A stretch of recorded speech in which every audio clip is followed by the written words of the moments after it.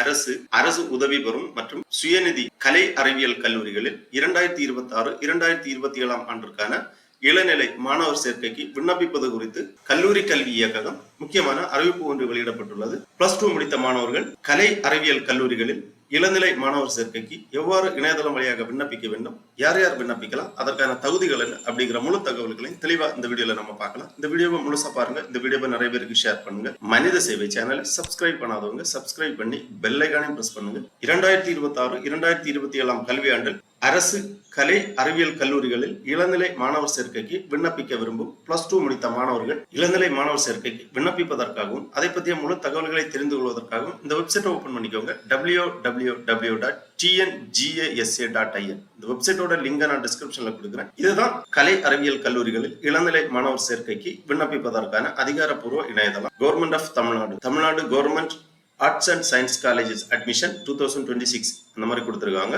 தமிழ்நாடு அரசு கலை மற்றும் அறிவியல் கல்லூரிகள் சேர்க்கை 2026 TNGASA 2026 என்பது பதிவு, விண்ணப்ப கட்டணம், கல்லூரி மற்றும் பாடப்பிரிவினை தேர்வு செய்தல் மற்றும் அச்சிடும் விண்ணப்பம் ஆகியவற்றை உள்ளடக்கிய ஆன்லைன் செயல்முறையாகும். தமிழ்நாட்டில் உள்ள 181 அரசு கலை மற்றும் அறிவியல் கல்லூரிகளில் ஒன்று அல்லது அதற்கு மேற்பட்ட கல்லூரிகளுக்கு விண்ணப்பிக்க இது ஒரு ஒருங்கிணைந்த இணைய முகப்பு ஆகும். விண்ணப்பதாரர்கள் தங்கள் கலந்தாய்வு மற்றும் சேர்க்கையை வெற்றிகரமாக முடிப்பதற்கு இங்கு கொடுக்கப்பட்டுள்ள வழிமுறைகளை முழுமையாக படிக்குமாறு கேட்டுக்கொள்ளப்படுகிறார்கள். விண்ணப்பம் மற்றும் பதிவு கட்டணம் SC, SCA, ST பிரிவினருக்கு 2, மற்ற பிரிவினருக்கு ₹50. இணையவழி விண்ணப்பம் சமர்ப்பிக்க தொடங்கும் நாள் 7/5/2026.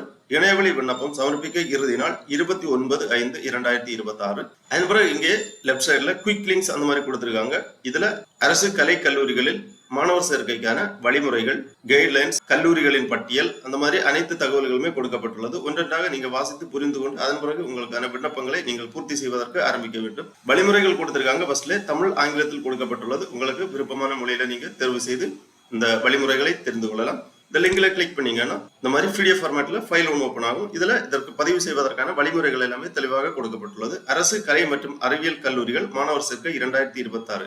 தமிழ்நாடு அரசு கலை மற்றும் அறிவியல் கல்லூரிகளில் மாணவர் சேர்க்கை 2026 என்பது இணையவழி விண்ணப்ப பதிவு மற்றும் சான்றிதழ்களை பதிவேற்றம் செய்வதாகவும் அமையும். விண்ணப்பத்திற்கான தகவல்களை பதிவு செய்தல், விருப்பமான கல்லூரிகள் மற்றும் பாடப்பிரிவை பதிவு செய்தல், பதிவு செய்வதற்கான பணத்தை செலுத்துதல், விண்ணப்பத்தை பதிவிறக்கம் செய்தல், சான்றிதழ்களை பதிவேற்றம் செய்தல் ஆகிய அனைத்தும் இணைய வழியாகவே நடத்தப்படும். கலந்தாய்வின் நடைமுறைகள் கீழே பட்டியலிடப்பட்டுள்ள பின்வரும் படிநிலைகளை கொண்டது. விண்ணப்பத்தை பூர்த்தி செய்ய தங்கள் வீட்டிலிருந்தோ அல்லது வேறு எங்கிருந்து வேண்டுமாயினும் இணையதளம் வாயிலாக பதிவு செய்யலாம். இணையதள வசதி இல்லாதவர்கள் அருகில் உள்ள தேர்ந்தெடுக்கப்பட்ட அரசு கலை கல்லூரிகளில் உள்ள மாணவர் சேர்க்கை உதவி மையம், அதாவது அட்மிஷன் ஃபெசிலிட்டேஷன் சென்டர்ஸ் AFC மூலம் இதை செய்யலாம். பாடப்பிரிவுகள் மற்றும் கல்லூரிகளை விருப்பப்படி பதிவு செய்தல். தரவரிசை பட்டியல் அந்தந்த கல்லூரி வலைத்தளங்களில் வெளியிடப்படும். 3 தரவரிசை பட்டியல் உள்ளது. அவை பின்வருமாறு: தமிழ் தரவரிசை பட்டியல் 12ஆம் வகுப்பில் பெற்ற தமிழ் மதிப்பெண்களின் அடிப்படையில் தமிழ் தரவரிசை பட்டியல் தயாரிக்கப்படும். இந்த பட்டியல் BA தமிழ் இலக்கியம், BA லிட்ரேச்சர் படிப்புகளில் சேர்க்கைக்கு பயன்படுத்தப்படும்.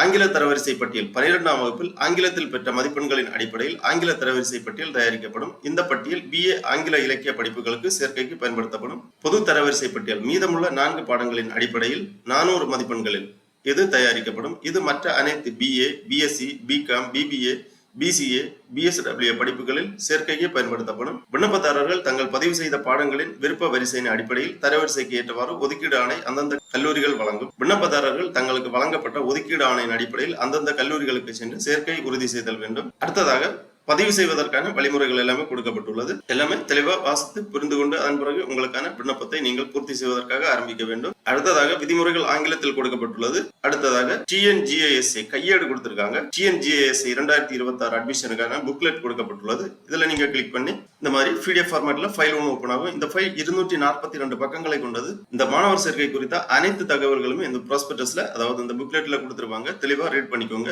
ஃபர்ஸ்ட்ல கல்லூரி பற்றிய தகவல்கள் கொடுத்திருக்காங்க. அரசு ஆணையின்படி கல்வி கட்டணம் செலுத்துவதிலிருந்து விலக்கு வழங்கப்படுகிறது. இன்னபிற கட்டணங்கள் சேர்க்கையின் போது மாணவர்களால் செலுத்தப்பட வேண்டும். இக்கையேட்டில் கல்லூரிகளில் உள்ள விடுதிகள் மற்றும் அரசால் நடத்தப்படும் நல விடுதிகள் பற்றிய தகவல்கள் இடம்பெற்றுள்ளன. ஒரு கல்லூரியிலிருந்து இன்னொரு கல்லூரிக்கு மாற்றுவதற்கான வேண்டுகோள் அல்லது வேறு பாடப்பிரிவிற்கு மாறுவதற்கான விண்ணப்பம் ஏற்றுக்கொள்ளத்தக்கதல்ல. லிஸ்ட் ஆஃப் காலேஜஸ் கொடுத்திருக்காங்க. டிஸ்ட்ரிக்ட் வைஸ் காலேஜஸ் டீடைல்ஸ் கொடுக்கப்பட்டுள்ளது. தமிழ்நாட்டில் உள்ள அனைத்து அரசு மற்றும் அரசு உதவி பெறும் அறிவியல் கலை கல்லூரிகளின் விவரங்கள் கொடுக்கப்பட்டுள்ளது. தமிழ்நாட்டில் மொத்தமாக 181 அரசு கலை அறிவியல் கல்லூரிகள் உள்ளது. இதில் உங்களுக்கு விருப்பமான கல்லூரிகள் நீங்கள் தேர்வு செய்து படிக்கலாம்.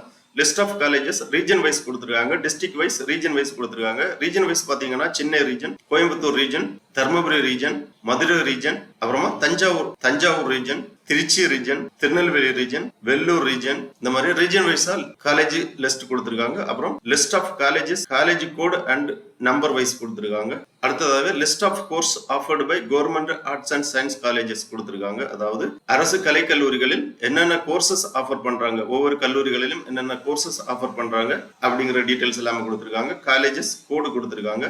ஒவ்வொரு கல்லூரிகளிலும் என்னென்ன கோர்சஸ் ஆஃபர் பண்றாங்க, ஹாஸ்டல் ஃபெசிலிட்டி இருக்கா, காலேஜ் ஹாஸ்டல் இருக்கா, வெல்ஃபேர் ஹாஸ்டல் இருக்கா, அந்த மாதிரி அனைத்து தகவல்களுமே கொடுத்திருக்காங்க. சாங்ஷன் ஸ்ட்ரென்த் கொடுத்திருக்காங்க. ஒவ்வொரு கல்லூரிகளிலும் எந்தெந்த கோர்ஸுகளுக்கு எவ்வளவு இடம் ஒதுக்கீடு செய்யப்பட்டுள்ளது அப்படிங்கிற விவரங்கள் எல்லாமே கொடுக்கப்பட்டுள்ளது. இவ்வாறு இந்த புக்லெட்டை தெளிவாக வாசித்து புரிந்து கொள்ள வேண்டும். அதன் பிறகு கல்லூரிகளின் பட்டியல், ஏற்கனவே நம்ம அந்த புக்லெட்ல பார்த்த மாதிரி டிஸ்ட்ரிக்ட் வைஸா காலேஜஸ் டீடைல்ஸ் கொடுத்திருக்காங்க. இதுலயும் கொடுக்கப்பட்டுள்ளது எவ்வளவு சீட் ஒதுக்கப்பட்டுள்ளது அப்படிங்கிற டீடைல்ஸ் எல்லாமே கொடுத்திருக்காங்க. வாசித்து புரிந்து கொள்ளலாம். அதன் பிறகு மாவட்ட வாரியான கல்லூரிகளின் பட்டியல் கொடுத்திருக்காங்க. தேவையான ஆவணங்கள் கொடுத்திருக்காங்க.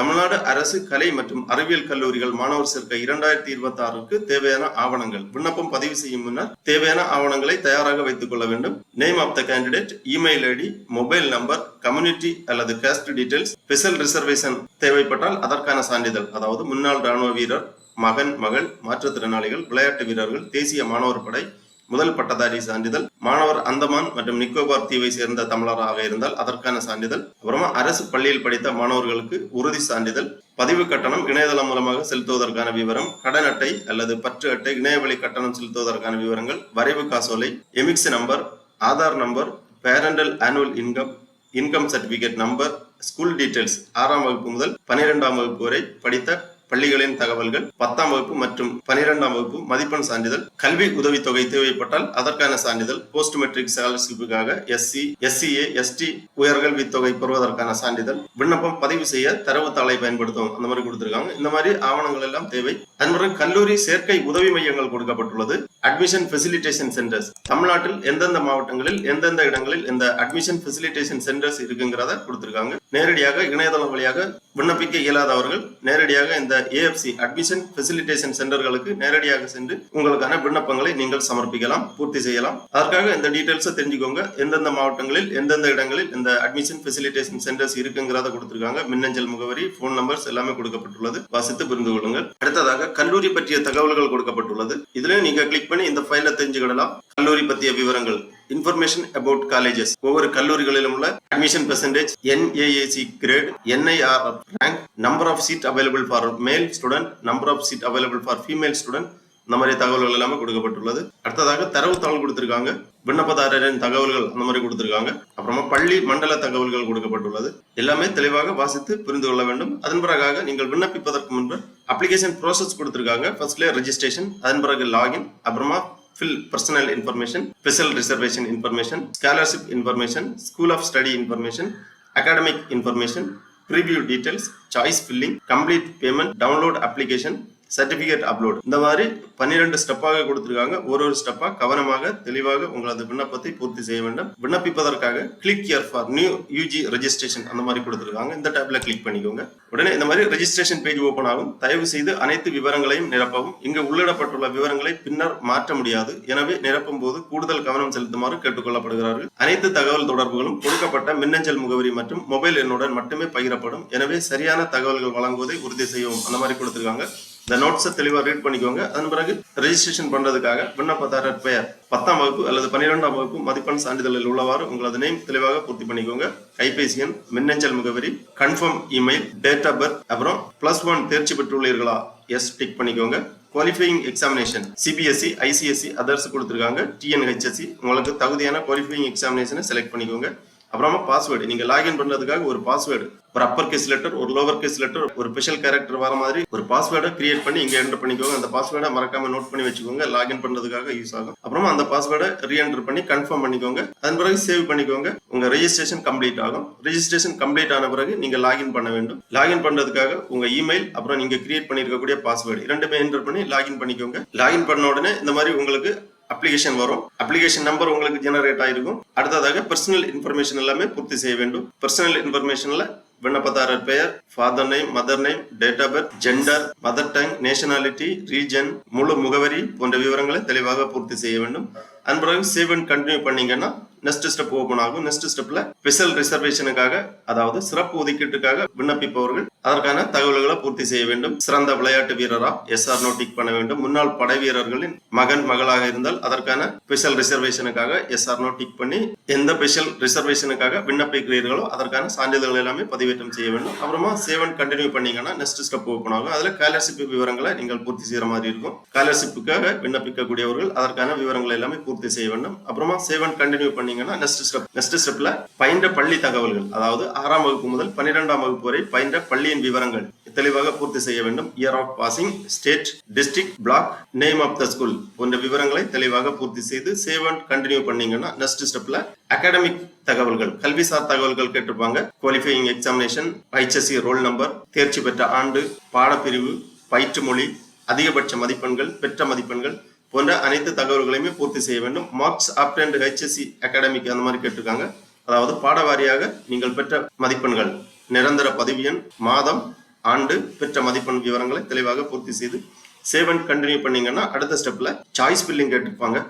உங்களுக்கு விருப்பமான கல்லூரி மற்றும் விருப்பமான பாடப்பிரிவுகளை நீங்கள் தேர்ந்தெடுக்க வேண்டும். District, course name, college name, college கோடு ஏற்கனவே நம்ம அந்த புக்லெட்ல பார்த்தோம். காலேஜ் கோடை நோட் பண்ணி வச்சுக்கோங்க. உங்களுக்கு விருப்பமான காலேஜை செலக்ட் பண்ணி கோடை நோட் பண்ணி வச்சு இங்க பூர்த்தி செய்யற மாதிரி இருக்கும். அப்புறமா கேட்டகரி எல்லாமே பூர்த்தி செய்து சேவ் அண்ட் கண்டினியூ பண்ணீங்கன்னா அடுத்த ஸ்டெப்ல உங்க விண்ணப்பத்தை ப்ரீவியூ பண்ணி இந்த மாதிரி உங்களுக்கான ஒரு அப்ளிகேஷன் ஜெனரேட் ஆகும். அந்த அப்ளிகேஷனை ப்ரீவியூ பண்ணி கண்டினியூ டு பே கொடுத்தீங்கன்னா உங்களுக்கான விண்ணப்ப கட்டணம் செலுத்துற மாதிரி இருக்கும். விண்ணப்ப கட்டணத்தை இணைய வழியாக செலுத்த வேண்டும். பதிவு கட்டணம் கிரெடிட் கார்டு, டெபிட் கார்டு அல்லது UPI பேமெண்ட் வழியாக உங்களுக்கான பதிவு கட்டணத்தை செலுத்த வேண்டும்.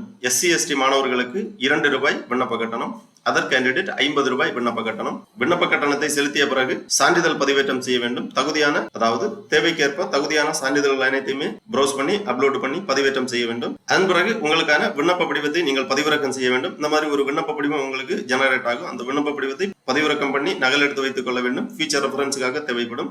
ஆகவே +2 தேர்ச்சி பெற்று அரசு கலை அறிவியல் கல்லூரிகளில் இளநிலை மாணவர் சேர்க்கைக்கு விண்ணப்பிக்க விருப்பம் தகுதியும் உள்ள மாணவர்கள் இவ்வாறு இணையதளம் வழியாக விண்ணப்பிக்குமாறு கேட்டுக்கொள்ளப்படுகிறார்கள். ஓகே நண்பர்களே, இந்த வீடியோ உங்களுக்கு உபயோகமா இருந்துச்சுன்னா லைக் பண்ணுங்க, ஷேர் பண்ணுங்க. மனித சேவை சேனலை சப்ஸ்கிரைப் பண்ணாதவங்க சப்ஸ்கிரைப் பண்ணி பெல் ஐகானை பிரஸ் பண்ணுங்க. அனைவருக்கும் நன்றி, வணக்கம்.